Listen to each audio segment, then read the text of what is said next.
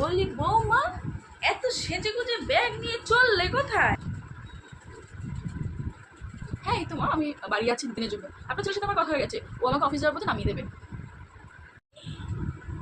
চলে যায়, কাজগুলো কি করবি? আমার এগুলো দিয়ে হাতে পায়ে করতে ব্যথা।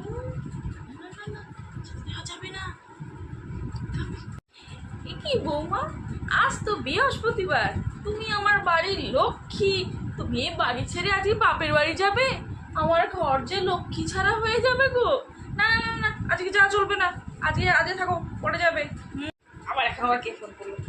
ও ময়না, হ্যালো। হ্যাঁ ময়না, ও তুই আজকে এখানে আসবি? হ্যাঁ হ্যাঁ হ্যাঁ, তাড়াতাড়ি তাড়াতাড়ি আয়। আমি তোর জন্য ভালো মন্দ রান্নাবাড়ি করে রাখবো, তুই যা পছন্দ করবি। হ্যাঁ হ্যাঁ হ্যাঁ। হ্যালো, হ্যাঁ ময়না, হ্যাঁ তুমি আজকে এসো না গো, আজকে তো বৃহস্পতিবার। আসলে তোমার মা আমাকে বাড়ি যেতে দিচ্ছে না, তা নাকি না ওনার বাড়ি লক্ষ্মী ছাড়া হয়ে যাবে বলে। কিন্তু তুমি যদি তোমার বাড়ি থেকে আসো শ্বশুর বাড়ি থেকে, তাহলে তোমারও তোমার শ্বশুর বাড়ি লক্ষ্মী ছাড়া হয়ে যাবে, তাই না? তোমাকে আজকে আসতে হবে না, ঠিক আছে? তুমি পরে এসো, কেমন? আচ্ছা ঠিক আছে, রাখছি, হ্যাঁ।